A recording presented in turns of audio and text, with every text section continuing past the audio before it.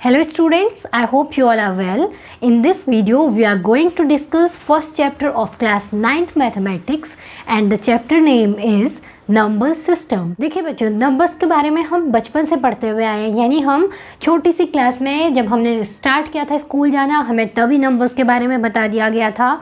और वो नंबर्स कौन सी थी? These numbers are 1, 2, 3 and so on. और इन्हीं नंबर्स को हम क्या बोलते हैं? Natural numbers. सीखा था ना हमने कि नेचुरल नंबर्स वो नंबर्स होती हैं जिनको हम काउंटिंग के लिए यूज़ करते हैं। फिर इसी तरीके से हमने 0, 1, 2, 3 और सो ऑन, तो हमने पढ़ा these numbers are whole numbers, है ना। फिर हमने पढ़ा कि इन्हीं नंबर्स के सेट में अगर हम -1, -2, -3 कर दें और ये पीछे की तरफ अगर इनफाइनाइट तक जाएं तो ये नंबर्स का सेट बन जाता है इंटीजर्स का सेट, है ना। फिर हमने 8th क्लास में अभी डिटेल में पढ़ा था रैशनल नंबर्स के बारे में। तो रैशनल नंबर्स ऐसी नंबर्स थी जिनको हम P/Q की फॉर्म में लिख सकते हैं, है ना। यानी कि अगर हम 1/2 की बात करें, 3/4 की बात करें, तो इस तरीके की नंबर्स भी हम पढ़ के आए, है ना। तो इन नंबर्स को हमने बोला these numbers are rational numbers. अब इन नंबर्स को हम डेसिमल फॉर्म पे भी लिख सकते हैं और इनका डेसिमल एक्सपेंशन किस तरीके से होता है? जैसे 0.123, ये तो टर्मिनेट हो गई, है ना। और इसी तरीके से एक नंबर जो कि नॉन टर्मिनेटिंग होती है पर रिपीटिंग होती है, यानी कि टर्मिनेट भी नहीं हो रही और रिपीट हो रही है ना। नॉन टर्मिनेटिंग का मतलब क्या है? टर्मिनेट नहीं हो रही है और रिपीट हो रही है। तो ये दो नंबर्स को हमने बोल दिया था रैशनल नंबर्स, है ना। और इसी तरीके से एक और डेसिमल एक्सपेंशन हम पढ़ चुके हैं, जो कि जैसे अगर हम बोले 0.120, है ना, फिर 1200, फिर 12000, ऐसे सो ऑन आते रहे। देखिए ये ना तो टर्मिनेट हो रहा है ना ही रिपीट हो रहा है। इसका सीक्वेंस कैसा है? पहले 120 आया, फिर 1200 आया, फिर 12000 आया। तो इस तरीके की नंबर्स को हमने बोला था इरेशनल। अगर हम समराइज करते हैं तो हमें ये नंबर्स किस फॉर्म पे मिली? एक तो हमें मिली डेसिमल, है ना, डेसिमल वाली नंबर्स, और एक विदाउट डेसिमल नंबर्स मिली, है ना। तो टोटल जितनी भी हमने नंबर्स पढ़ी वो डेसिमल एक्सपेंशन के अंदर कंसिस्ट होती हैं या फिर विदाउट डेसिमल्स पे कंसिस्ट होती हैं। तो इसी को हम एक चार्ट के थ्रू रिप्रेजेंट कर लेते हैं जिससे कि हमें समराइज करने में और इजी हो जाए। Okay, so let's do it.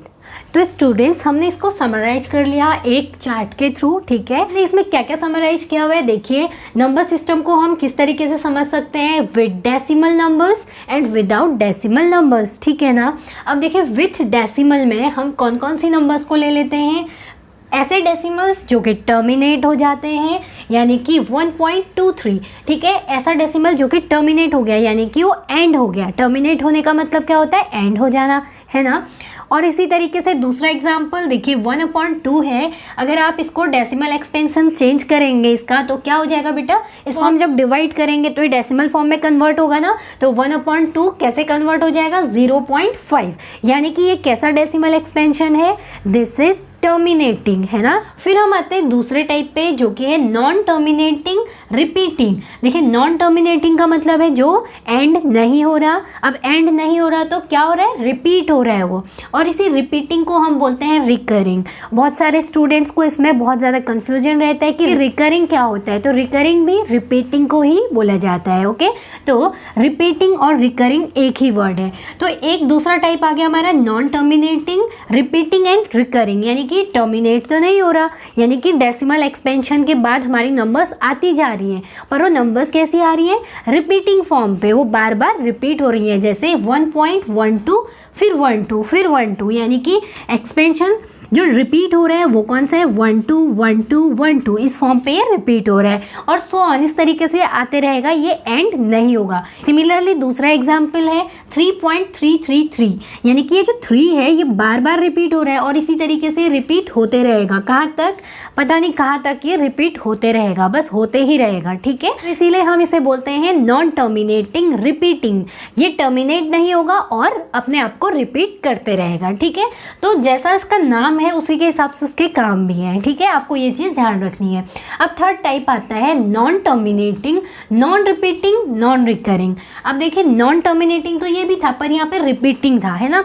अब जो ये थर्ड टाइप है इसमें हमें देखने को मिलेगा non repeating, non recurring. Repeating ही क्या है, रिकरिंग है, तो नॉन रिपीटिंग, नॉन रिकरिंग हो जाएगा, ठीक है ना। तो अब देखिए टाइप क्या हो जाएगा, 1.123, पहले पे क्या आया 1 2 3 करके, फिर 1 4 3 आ गया, फिर 3 7 9। इस तरीके से कोई भी सीक्वेंस नहीं बन रहा कि वो किस सीक्वेंस में रिपीट हो रहा है, इसका मतलब ये रिपीट नहीं कर रहा खुद को। दूसरा एग्जाम्पल देखिए, जैसे 0.10 ये रिपीट हो रहा था, हमें लगा कि चलो ठीक है 1 0 आया, फिर 1 दिख रहा है हमें, पर फिर 1 के बाद 0 आना चाहिए था, पर यहाँ 1 के बाद अगेन 1 आया, फिर 0, यानी 1 1 0 हो गया है, फिर 1 1 1 0 हो गया, यानी कि ये नंबर भी रिपीट नहीं कर रही, हर बार नंबर में कुछ चेंज आ जा रहा है ना। किसी समय 1 0 था, किसी समय 1 1 0 है, फिर 1 1 1 0 है, तो इस तरीके से रिपीटेशन नहीं माना जाएगा, ठीक है। तो इसीलिए इसे बोलते हैं नॉन टर्मिनेटिंग, नॉन रिकरिंग या नॉन रिपीटिंग, ठीक है। ये तो कंफर्म हो गया ना। तो ये जो दो टाइप होती हैं, ये दोनों टाइप ही मिलकर क्या बना देती हैं बेटा, दीज आर रैशनल नंबर्स। और जो थर्ड टाइप होता है जो कि नॉन टर्मिनेटिंग, नॉन रिकरिंग है या फिर नॉन रिपीटिंग है, उसको हम बोल देते हैं इरेशनल। ये क्या बन गया बेटा, दिस इज इरेशनल नंबर। तो देखिए बेटा ये चीज़ हमें क्लियर हो चुकी है ना। अब हम आते हैं विदाउट डेसिमल एक्सपेंशन, जो कि हम बचपन से पढ़ते हुए आ रहे हैं। इसको केवल एक बार रिकैपिचुलेट कर लेते हैं, ओके।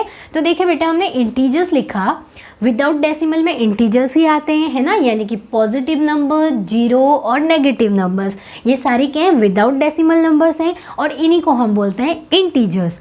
और अगर बात करें नेचुरल नंबर्स की, तो ज़ीरो के आगे जो भी ये पॉजिटिव नंबर्स हैं, ये सारी नंबर्स क्या है इधर से आगे, यानी 1 से लेके आगे की नंबर सारी क्या है बेटा, दीज आर नेचुरल नंबर्स, है ना।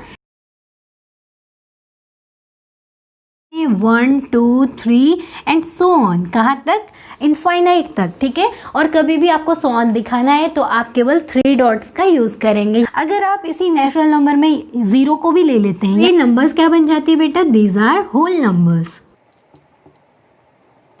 0 1 2 3 एंड सो ऑन, ये भी कहाँ तक जाता है बेटा, अनंत तक, यानी इनफाइनाइट तक, ठीक है।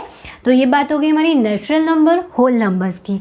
अब बात आई जो नेगेटिव नंबर्स हैं, ये क्या है। अगर हम ये पूरा सेट ले लें, ये पूरा सेट यानी कि इनफाइनाइट यहाँ तक और राइट में भी इनफाइनाइट तक, तो ये सेट मिलेगा हमें इंटीजर्स का,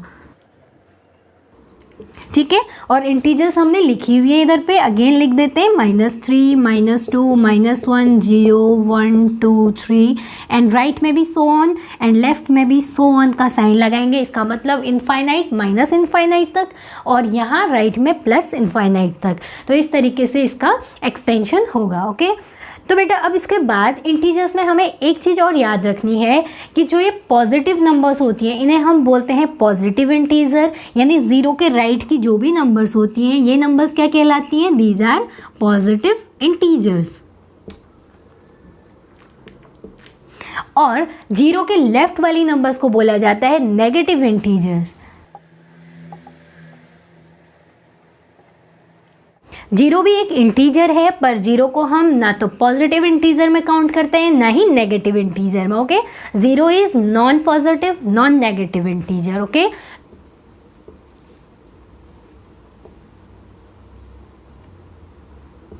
तो स्टूडेंट्स होपफुली ये सारा कंसेप्ट क्लियर हो गया होगा। ये सारी चीज़ें हम पढ़ के आए हुए हैं, पर केवल एक रिकैप्चुलेशन के लिए ये प्रोसेस हमने अपनाया हुआ है, ठीक है। तो इसी सीरीज़ को आगे ले जाते हुए हम चलते हैं रैशनल नंबर्स के बारे में। तो देखिए रैशनल नंबर्स की डेफिनेशन हमने पढ़ी हुई थी, जिसपे हमें बताया गया था कि रैशनल नंबर्स वो होती हैं जिनको हम P/Q की फॉर्म में लिख लेते हैं। और Q क्या होता है, Q is not equal to zero, यानी कि जो हमारा डिनोमिनेटर है वो कभी भी ज़ीरो नहीं हो सकता, है ना। डेफिनेशन यही बोलती है ना, numbers which can be represented in the form of P/Q and Q is not equal to zero, those numbers are called rational numbers. यही डेफिनेशन पढ़ी हमने।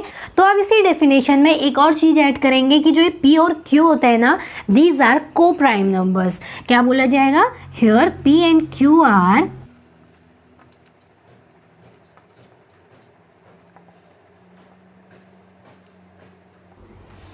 तो क्या बोला हमने, यहाँ पे P और Q क्या है, को प्राइम है।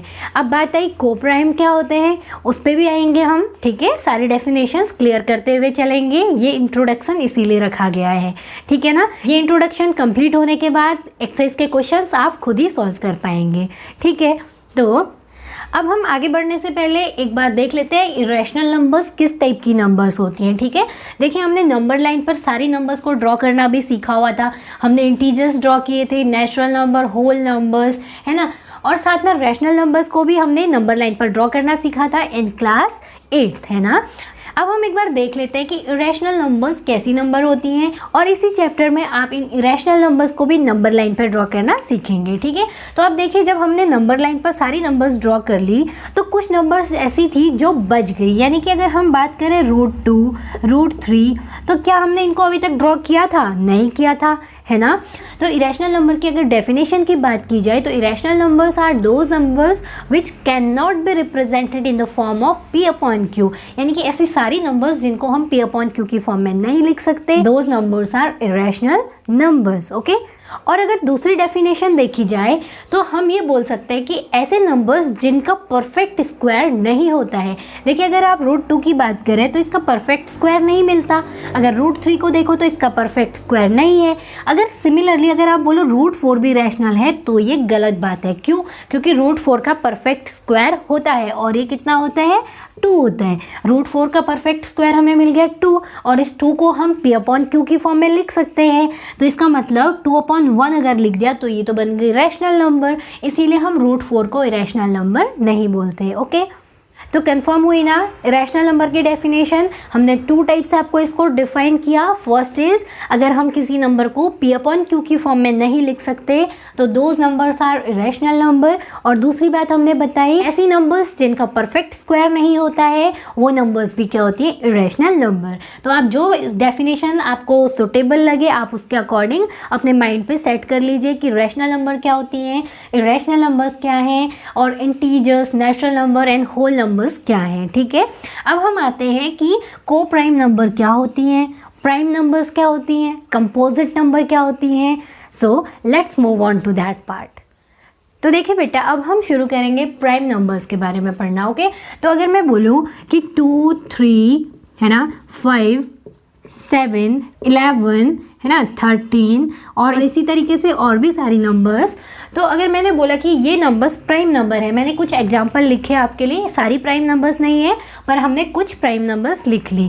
तो अगर मैं बोलूँ ये प्राइम नंबर्स हैं तो आपके दिमाग में एक बात आई होगी कि क्यों केवल यही नंबर्स क्यों प्राइम नंबर हैं। तो देखिए अगर हम बात करें ये 2 के फैक्टर की, तो 2 का फैक्टर क्या मिलेगा बेटा हमें, एक 1 और एक 2, यही फैक्टर मिले हमें इसके 1 और 2। अगर हम 3 के फैक्टर की बात करें तो फैक्टर मिला 1 एंड 3, 5 के फैक्टर की बात करें तो 1 एंड 5, यानी कि फैक्टर कैसे मिल रहे हैं हमें, एक तो 1 मिल रहा है और एक खुद वो नंबर जिसका हम फैक्टर निकाल रहे हैं, यानी कि इसके टोटल कितने फैक्टर मिल रहे हैं हमें, 2 फैक्टर्स, जिसमें से एक तो 1 है यानी कि काउंटिंग वाला 1, ओके, दिस इज 1, है ना, एक तो 1 मिल रहा है, हर किसी का फैक्टर क्या है, एक 1 है, और एक फैक्टर जिस नंबर का हम फैक्टर निकाल रहे हैं वो खुद है। तो प्राइम नंबर होने की मस्ट कंडीशन है कि उसके केवल 2 फैक्टर होते हैं, एक तो खुद वो नंबर जिसका हम फैक्टर निकाल रहे हैं, और एक 1, ओके, क्लियर है।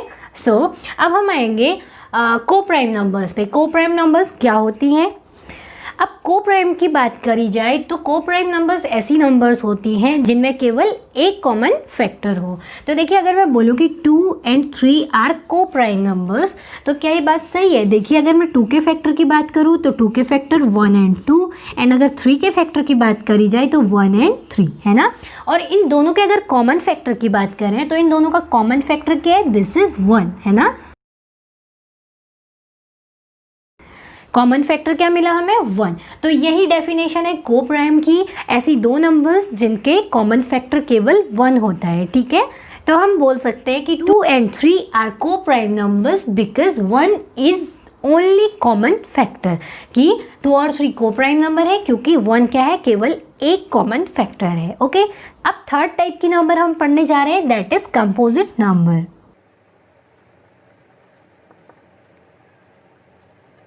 तो बेटा अगर कंपोजिट नंबर को समझना हो तो आप ये कर सकते हैं कि प्राइम नंबर्स को छोड़कर बाकी सारी नंबर्स क्या होती हैं, कंपोजिट नंबर्स। ठीक है, कंपोजिट नंबर में 2 से ज़्यादा फैक्टर होंगे उस नंबर के, तो वो नंबर क्या कहलाएगी, कंपोजिट नंबर। अगर एग्जाम्पल ले लो तो देखिए, अगर मैं बोलूँ 4, 6, 8, 9, 10 और इसी तरीके से बहुत सारी नंबर, ये कुछ ही नंबर्स हमने लिखी हैं। फॉर एग्जाम्पल अगर आप इनके फैक्टर की बात करें तो 4 के फैक्टर हमें मिलेंगे 1, 2 एंड 4।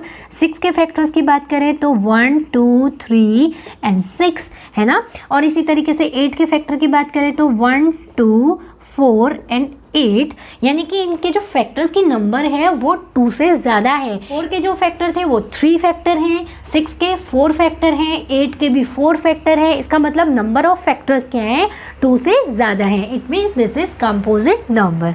क्लियर है ना। तो इसकी डेफिनेशन लिख लेते हैं, अगर किसी को इसकी ज़रूरत हो तो उसके लिए बेनिफिशियल रहेगा। ओके, हमने दे दी विद एग्जाम्पल्स, हमने ये सारी चीज़ें डिफाइन कर दी। अब आपको जिसको भी लगे कि डेफिनेशन नोट डाउन करनी है तो नोट डाउन कर लीजिए। तो अब नेक्स्ट टॉपिक है हमारा कि हम कैसे रैशनल नंबर्स को नंबर लाइन पर रिप्रेजेंट करेंगे। ओके, तो स्टूडेंट्स अब शुरू करते हैं रैशनल नंबर्स को नंबर लाइन पर रिप्रेजेंट करने से। ओके, तो देखिए अगर आपको बोला जाए 5/4, 1/4, -3/4, इन नंबर्स को आप नंबर लाइन पर रिप्रेजेंट कीजिए, तो क्या आप उसको कर सकते हैं। तो देखिए शुरू करते हैं विथ नंबर 5/4।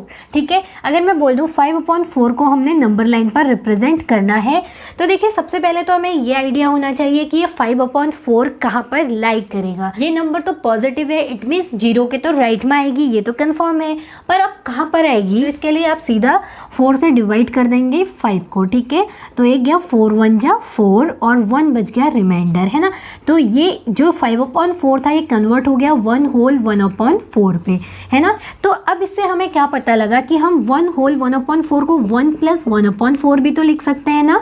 ये सारी चीज़ें हमने फ्रैक्शन पे पढ़ी हुई थी कि जो भी मिक्स फ्रैक्शन इस फॉर्म में होती है तो उसे हम इस तरीके से रिप्रेजेंट कर सकते हैं। इसका मतलब 1 तो पूरी नंबर है, उसके आगे हमें 1/4 पार्ट लेना है। तो इतना क्लियर है कि 0 के राइट में हमने लेना है, तो 1 तो हमें ये दिख रहा है। ठीक है ना। अब उसके बाद हमें नंबर रिप्रेजेंट करनी है, ये है 1/4। अब देखिए 1/4 होने का क्या मतलब होता है, हमने जो फ्रैक्शन पढ़ी है तो हमने पढ़ा था ना, इस तरीके से एक गोला दिया होता था, उसके 4 पार्ट्स किए होते थे, है ना, और एक पार्ट को ऐसे शेड किया होता था और उसे बोला जाता था 1/4। तो ये क्या होता था, जब हम 4 इक्वल पार्ट्स में से एक पार्ट ले रहे हैं तो वो एक पार्ट हम लिखते हैं न्यूमरेटर में, और जो टोटल नंबर ऑफ पार्ट होते हैं वो होता है डिनोमिनेटर में, है ना। तो सिमिलरली बेटा हम नंबर लाइन पे भी देखिए 1 तक तो हम आ चुके हैं, 1 के बाद कितना आगे आना है हमें, 1/4, है ना। यानी कि 1 तो हमने रिप्रेजेंट किया हुआ है, ये नेचुरल नंबर के थ्रू ही हमने रिप्रेजेंट कर लिया। अब हमें कौन सी नंबर रिप्रेजेंट करनी है, 1/4, और 1/4 को हमने यहाँ से समझा, यानी कि 4 इक्वल पार्ट्स में से एक पार्ट अगर हम ले लें तो वो होता है 1/4। तो देखिए 1 से लेकर 2 के बीच में हम करेंगे कितने, 4 इक्वल पार्ट्स कर दिए हमने, 4 इक्वल पार्ट। अब हमें 1/4 चाहिए, यानी कि एक पार्ट चाहिए, तो ये वाला जो पार्ट है, ये पार्ट कौन सा बना बेटा, दिस इज 5/4 को। तो देखिए एक नंबर तो हमने रिप्रेजेंट कर ली। ठीक है, अब इसी तरीके से अगर केवल 1/4 को रिप्रेजेंट करना होता है, देखिए हमने तो 5/4 को इस तरीके से ब्रेक किया, डिवाइड किया, तब जाके हमें नंबर मिली थी 1 होल 1/4, तब हमने 1 + 1/4 बोला था। अब अगर केवल 1/4 होता तो हम कैसे आइडिया लेते कि ये 1/4 कौन सी दो नंबर्स के बीच में आएगा, है ना। देखिए 1/4, तो इसे क्या हम 0 + 1/4 लिख सकते हैं, है ना। 0 के बाद हम 1/4 जाएंगे तो ये मिलेगा हमें 1/4। हमने अभी केवल फर्स्ट वाली नंबर रिप्रेजेंट की है 5/4। अब हमने कौन सी नंबर रिप्रेजेंट करनी है, सेकंड वाली, यानी 1/4। अब देखिए 1/4 के लिए हमने आइडिया लिया कि 0 के बाद अगर हम ऐड करते हैं 1/4 तो वो पॉइंट मिलेगा हमें 1/4। तो इससे ये तो क्लियर हुआ कि नंबर हमें 0 और 1 के बीच में दिखानी है, यानी नंबर क्या है, 0 से बड़ी है। देखिए 5/4 के लिए तो 1 + 1/4 आया था ना, तो यानी 1 से बड़ी नंबर थी, है ना। ये नंबर क्या निकल के आई थी, 1 + 1/4, इसीलिए हमने 1 के बाद दिखाया था। अब 1/4 की बात करें, केवल 1/4 की बात करें तो इसे हम 0 + 1/4 लिखते हैं। तो ये 0 से बड़ी नंबर है इसका मतलब। तो देखिए 1/4 बोला गया, तो सिमिलरली हम 0 से लेके 1 तक 4 इक्वल पार्ट्स कर लेंगे और इसमें से एक पार्ट ले लेंगे, यानी ये वाला पार्ट अगर ले लिया it means this is 1/4। Clear है ना। अब देखिए इसी तरीके से अगर हमें बोला जाए -3/4 दिखाइए। अब देखिए ये तो पॉजिटिव नंबर्स थी, तो हमने कहाँ दिखाई, 0 से राइट की तरफ पे, है ना। अब हमने माइनस वाली नंबर दिखानी है, तो एक चीज़ क्लियर है कि नंबर आएगी 0 के लेफ्ट में। अब वो कहाँ पर लेफ्ट में होगी उसको हम प्रोसीड करते हैं। तो बेटा हमने लिखी नंबर -3/4, है ना। तो देखिए इस नंबर को हम 0 + -3/4 तो लिख सकते हैं ना, है ना, 0 + -3/4। तो हमें आइडिया मिला कि ये -3/4 जो नंबर है ये 0 और -1 के बीच की नंबर है ना, क्योंकि ये 0 प्लस की बात हुई, यानी 0 के बाद प्लस हो रखा है ना। तो ये नंबर मिल गई हमें 0 के और -1 के बीच। अगर ये भी आपको क्लियरली समझना आ रहा हो ना, तो आप इसको ये कर सकते हैं, जब आपने 3 को डिवाइड किया 4 से, अभी आप माइनस साइन को ऐसे ही रहने दीजिए, ठीक है, आप प्लस के साथ ही कैलकुलेट कीजिए। अब ये डेसिमल हम सबसे पहले डेसिमल लगा लेंगे, क्योंकि 3 पे डिवीज़न होता नहीं है, तो ये बन गया 30, है ना। डेसिमल लगाए तो 0 कैरी हुआ। अब जब हम डिवाइड करेंगे तो ये क्या बनेगा, 4 7 जा 28, है ना, 4 7 जा 28 और यहाँ रिमाइंडर बच गया 2। अब ये जो हमें नंबर मिली ना यहाँ पे, दिस इज 0.7। तो इससे हमें आइडिया मिला कि जो 3/4 नंबर है ना, अभी हमने केवल पॉजिटिव नंबर ली थी ना, तो 3/4 कितना निकल के आया बेटा, 0.7। अब इससे आगे भी कुछ आएगा पर हमें उसको निकालने की ज़रूरत नहीं है, हमें केवल आइडिया लेना था कि 3/4 कहाँ पे आएगा। तो हमें इतना पता लगा 0.7 आ रहा है, इसका मतलब 0 के बाद आएगा।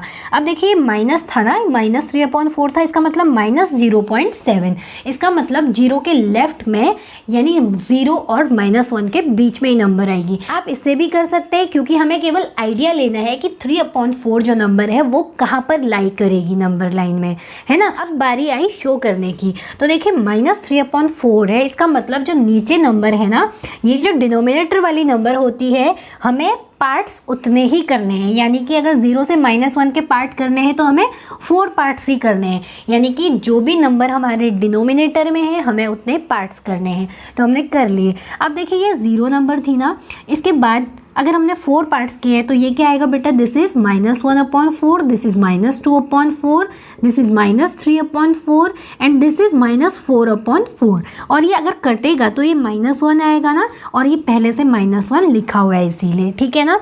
अब हमें शो करना था -3/4, तो ये नंबर मिली हमें -3/4, ठीक है ना। और अगर सिमिलरली इसी मेथड वाले से हम करें तो ये क्या लिखा था हमने, 0 + -3/4। तो इसको दोबारा से इरेज कर लेते हैं। अब हम करेंगे पहली वाली मेथड से जो हमने किया था, ठीक है, ये है -1।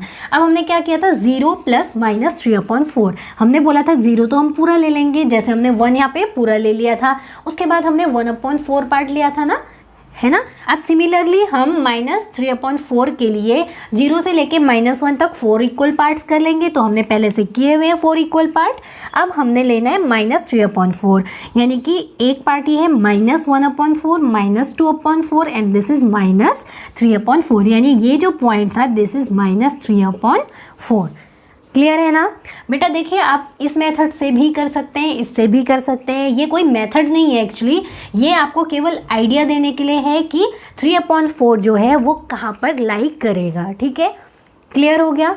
अब बेटा अगर आपको बोला जाए कि क्या आप 10/8 को शो कर सकते हैं, 10/8, और इसी तरीके से आपसे बोला जाए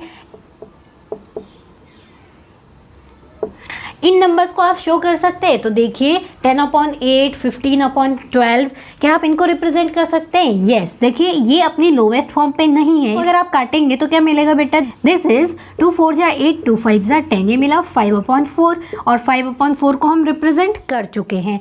सिमिलरली अगर इसकी बात करें तो 3 5 जा 15 एंड 3 4 जा 12, है ना, तो ये भी 5/4 नंबर मिली, तो हम इसे भी रिप्रेजेंट कर चुके हैं। तो ये नंबर कैसी नंबर्स है, तो ये जो फ्रैक्शन लिखी थी ये इक्विवेलेंट फ्रैक्शंस हैं। ओके, कैसी फ्रैक्शंस हैं? Equivalent fractions. तो इससे एक कंक्लूजन निकला कि कभी भी अगर हमें फ्रैक्शंस को दिखाना हो तो हम उसकी लोवेस्ट फॉर्म को ही नंबर लाइन पर रिप्रेजेंट करेंगे। ठीक है, उसकी जितनी भी इक्विवेलेंट फ्रैक्शन होंगी हम उन सारों को नहीं लिखते रहेंगे, उन सारी चीज़ों को हम रिप्रेजेंट नहीं करेंगे। हमें रिप्रेजेंट करना है केवल और केवल लोवेस्ट फॉर्म पे फ्रैक्शन को। ओके, तो बेटा हमारा नया टॉपिक है rational numbers between two numbers. अगर हमें दो नंबर्स के बीच में रैशनल नंबर्स निकालनी है तो हम उसे कैसे निकालेंगे? तो देखिए, हमने क्लास 8 में भी इस चीज़ को पढ़ा हुआ है। रिकॉल कीजिए उस चीज़ को। सपोज आपने दो नंबर्स ले ली आर और एस। ठीक है, आर और एस के बीच में आपको बोला गया कि रैशनल नंबर्स को फाइंड कीजिए। तो देखिए, हमने क्लास 8 में भी पढ़ा था ये चीज़ कि अगर दो नंबर्स हमें गिवन है तो हम क्या करते हैं, आर प्लस एस अपॉन 2, यानी कि हम इन दोनों नंबर्स को सम करते हैं और उसको 2 से डिवाइड कर देते हैं। तो ये मेथड बोली जाती है मीन मेथड, है ना। और इस मेथड से हम रैशनल नंबर्स को फाइंड कर सकते हैं। और ये जो आर और एस हैं ये कोई भी नंबर हो सकते हैं। ठीक है, so we will proceed in same manner for other rational numbers also. Okay, तो सपोज करिए अगर आपको बोला जाए find 4 rational numbers between 2 and 3, है ना। 2 और 3 के बीच में आपको कितनी रैशनल नंबर्स निकालनी है? 4 रैशनल नंबर्स। ठीक है, तो देखिए क्वेश्चन हमने लिखा कि find 4 rational numbers between 2 and 3। ठीक है, तो ये 2 और 3 के हैं आर और एस, यानी कि आर क्या है यहाँ पे 2 है और एस कितना है बेटा, दिस इज 3। और हमें फॉर्मूला पता है जो रैशनल नंबर के लिए होता है, this is R plus S upon 2। तो देखिए स्टेप 1 हम क्या यूज़ करेंगे, अगर आप रैशनल नंबर्स के लिए एक लाइन बना दो और इसको बोल दो 2 और ये 3, इसके बीच में हमें कितने नंबर्स चाहिए? 4 रैशनल नंबर्स चाहिए। तो पहला स्टेप हमारा होने वाला है r प्लस एस यानी 2 प्लस 3 और डिवाइड करना है 2 से, दिस इज 5/2। और ये 5/2 नंबर जो मिली this is just between 2 and 3, यानी बिल्कुल बीच वाली नंबर है, this is 5/2। Okay, this is 5/2।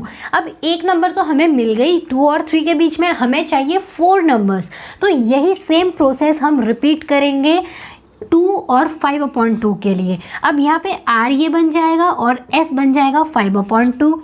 ठीक है, तो उससे नंबर जो मिलेगी इन दोनों के एग्जैक्टली बीच वाली नंबर हमें मिलेगी। ठीक है, तो ये नंबर हमें मिलेगी दूसरी नंबर जो कि 2 और 3 के बीच में होगी। ठीक है, तो निकाल लेते हैं। कैसे निकालेंगे बेटा, r is 2 plus S is 5/2/2। तो करिए इसे, ये क्या बनेगा बेटा, देखिए ऊपर वाले को अलग से सॉल्व करेंगे तो इसका एलसीएम 2 2 2 4 प्लस 5/2। इसको सॉल्व करेंगे तो दिस इज 9/2/2। एंड देखिए अगर आप इस फ्रैक्शन को सॉल्व करेंगे तो इसे अपॉन 1 ले सकते हैं अगर दिक्कत हो रही है तो। और जो आउटर वाली नंबर होती हैं वो मल्टीप्लाई होती हैं और इनर नंबर्स मल्टीप्लाई होती हैं, तो 9 × 1 और 2 × 2 है ना। तो 9 1 जा 9 एंड 2 2 जा 4। तो ये नंबर हमें मिली, दिस इज 9/4। ठीक है, अब इसी तरीके से हम एक नंबर और निकालेंगे। अब हम r और s चेंज कर लेंगे। देखिए अब हम लेट करेंगे r 5/2 को और s ले लेंगे 3 को, तो उससे हमें इसके बीच वाली नंबर मिलेगी। ठीक है, तो कर लीजिए। देखिए ये स्टेप 2 था।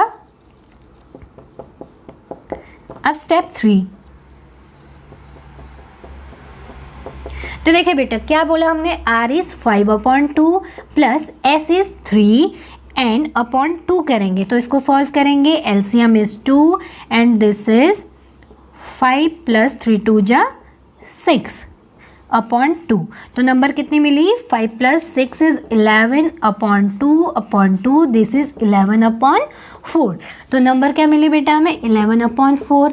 ठीक है, अब देखिए अभी भी हमें केवल 3 ही नंबर मिली हुई है 2 और 3 के बीच में, पर हमें निकालनी थी 4। अब हम किसी भी नंबर को r और s लेट कर सकते हैं। अगर आपने इसको r बोला और इसे s बोला तो नंबर मिलेगी ये वाली। ठीक है, अगर आपने इसको r बोला और इसे s बोला तो ये नंबर मिलेगी।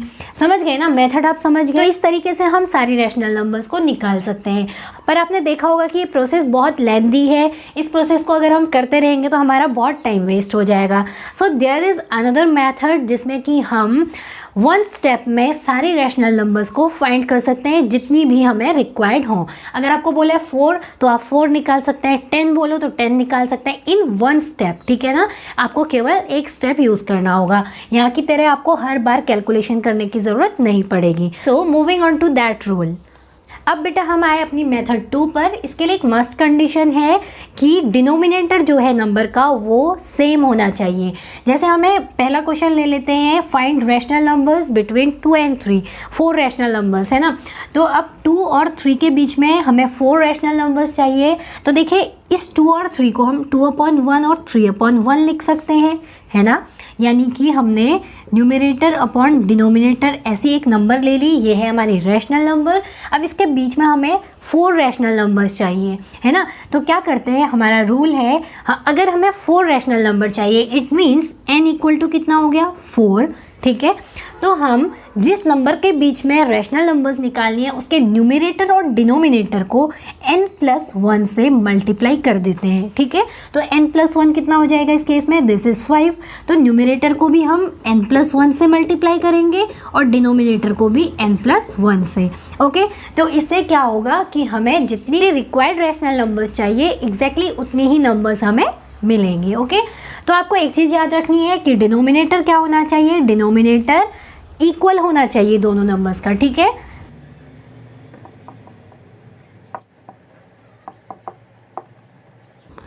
तो देखिए बेटा हमने लिखा डिनोमिनेटर मस्ट बी इक्वल। अगर इक्वल नहीं है तब क्या करेंगे, तब भी हमें पता है हम एलसीएम लेंगे और डिनोमिनेटर को इक्वल करेंगे, तब जाके हम ये प्रोसेस फॉलो करेंगे, ओके। तो आप शुरू करते हैं अपने क्वेश्चन के साथ जिससे कि हमें और क्लियरली समझ आएगा कि ये मेथड हम यूज़ कैसे करते हैं, ओके।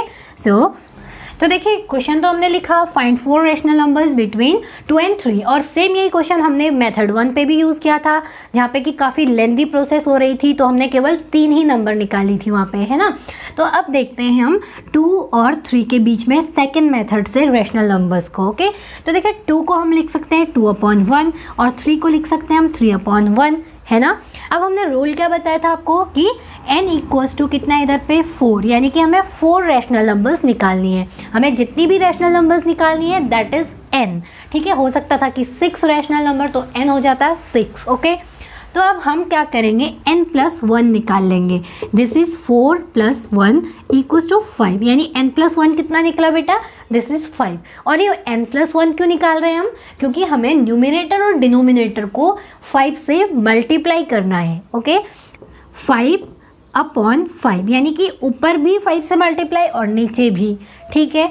और इसी तरीके से यहाँ भी न्यूमरेटर और डिनोमिनेटर दोनों को हम 5 से मल्टीप्लाई कर देंगे, ठीक है। केवल एक नंबर को नहीं करना, दोनों को हमें मल्टीप्लाई करना है। अब देखिए इसका डिनोमिनेटर इक्वल आया ना, ये नंबर कितनी बनी बेटा, दिस इज 5 2 = 10 और 5 1 = 5। ये नंबर कन्वर्ट हुई 10/5 और ये 5 3 = 15 and 5। ये देखिए डिनोमिनेटर दोनों का इक्वल है। अब हम कितनी इजीली इसमें हम नंबर्स निकाल सकते हैं। देखिए दिस इज़ 10/5, दिस इज़ 15/5। अब इसके बाद कौन सी नंबर आएगी बेटा, 11/5, है ना। फिर उसके बाद 12/5, फिर 13/5, then 14/5 and 15/5 is this number, है ना। अब हमें यही इसके और इसके बीच की तो नंबर्स निकालनी थी ना। ये नंबर लोएस्ट फ्रैक्शन में लिखोगे, 5 2 = 10 यानी कि ये नंबर 2 है, और 5 3 = 15 यानी कि ये नंबर कितनी है, 3 है। तो इसका मतलब rational numbers between 2 and 3 are these numbers, है ना। तो ये नंबर निकल के आई केवल एक स्टेप में। हमने केवल क्या किया, n और n+1 की वैल्यू निकाली और हमने मल्टीप्लाई किया, तो हमें सीधे एक साथ में ये सारी नंबर्स मिल गई। अब बेटा ज़रूरी नहीं है कि जो हमने पहले वाला मेथड यूज़ किया था उससे जो नंबर्स मिली वो और ये नंबर्स सिमिलर हों। क्यों ऐसा ज़रूरी क्यों नहीं है, क्योंकि दो नंबर्स के बीच में इनफाइनाइटली मैनी रैशनल नंबर्स होती हैं, ठीक है ना, इनफाइनाइटली मैनी रैशनल नंबर्स। और आप इनको ये भी बोल सकते हैं कि between any two numbers there are infinitely many real numbers, ठीक है। ये सारे रियल नंबर्स ही तो है ना। रियल नंबर्स के लिए हमने शुरू में ही इसीलिए एक चार्ट बनाया था और वहाँ पे आपको सारी चीज़ें डिफाइन करी थी, रैशनल, इरेशनल, इंटीजर्स, है ना। उसमें एक कंसेप्ट रह गया था, उसको आप देखिए। रियल नंबर्स जो होती है ना, ये कॉम्बिनेशन होती हैं rational numbers and irrational numbers का, ठीक है, रैशनल एंड इरेशनल। देखिए रैशनल और इरेशनल नंबर मिलकर ही रियल नंबर बनाती हैं, ठीक है ना। और जो रैशनल नंबर्स होती हैं ये किससे बनती हैं? रैशनल नंबर हम कैसे लिखते हैं बेटा? 2/3 -4/7 ऐसी तो नंबर्स होती हैं। तो ये नंबर्स किससे बनी हुई है? रैशनल नंबर मिल के बना होता है इंटीजर्स से, है ना, इंटीजर्स से बना होता है। और इंटीजर्स के अंडर क्या क्या होता है बेटा? नेचुरल नंबर्स भी होती हैं, है ना, और होल नंबर्स भी होती हैं, ठीक है। नेचुरल नंबर भी होती हैं, होल नंबर भी होती हैं और नेगेटिव नंबर्स भी होती हैं, ठीक। तो ये सारी नंबर्स मिलकर क्या बना देती हैं? इंटीजर बना देती हैं। क्लियर है ना। तो इसीलिए हमने बोला कि नंबर लाइन पर हम जितनी भी नंबर्स को शो कर पाते हैं, these all numbers are real numbers. Clear है ना बेटा। और एक चीज़ और ध्यान रखनी है कि पाई जो नंबर होता है, पाई की वैल्यू हम मैक्सिमम ऑफ टाइम लेते हैं 22/7। पर ये वैल्यू जो होती है बेटा, this is not exact value. हम इसको इक्वल टू तो लिख लेते हैं पर ये इक्वल टू नहीं होता, this is approximately equal to. हमेशा इसके लिए ये साइन यूज़ किया जाता है जो कि अप्रॉक्सीमेटली इक्वल टू होता है, ठीक है। और जो पाई की जो डेसिमल वैल्यू होती है, दिस इज़ 3.14 और ये वैल्यू भी अप्रॉक्सीमेट वैल्यू होती है, ना कि एग्जैक्ट वैल्यू, ठीक है। इसीलिए हम पाई को रैशनल नहीं बोलते, क्योंकि ये जो 22/7 लिखा है ये एग्जैक्टली 22/7 नहीं है, ये अप्रॉक्सीमेट वैल्यू है, ओके। और जो डेसिमल एक्सपेंशन होता है इसका, this is non repeating, non recurring and non terminating, ठीक है। That is non terminating, non repeating, ठीक है, ना तो रिपीट हो रहा है ना ही टर्मिनेट हो रहा है। इसीलिए पाई को हम बोलते हैं इरेशनल नंबर, क्योंकि ये पाई जो है ये इरेशनल नंबर की डेफिनेशन को सेटिस्फाई करता है, ठीक है। सो स्टूडेंट्स, होपफुली आपको ये सारा जो कंटेंट आज हमने पढ़ाया ये पूरा रिफ्रेश हो गया होगा। तो स्टूडेंट्स, मिलते हैं नई वीडियो में विथ न्यू एक्सरसाइज, यानी कि फर्स्ट एक्सरसाइज है जो आपके नंबर सिस्टम की। अगर आपको वीडियो अच्छी लग रही हो तो please like, share and subscribe करना ना भूलिएगा। और साथ में कमेंट करके ज़रूर बताइएगा कि आपके लिए कंटेंट हेल्पफुल था या नहीं था। जो भी आपको लगा प्लीज़ वो कमेंट करके ज़रूर बताइएगा। तो मिलते हैं नई वीडियो में। Till then take care and bye bye.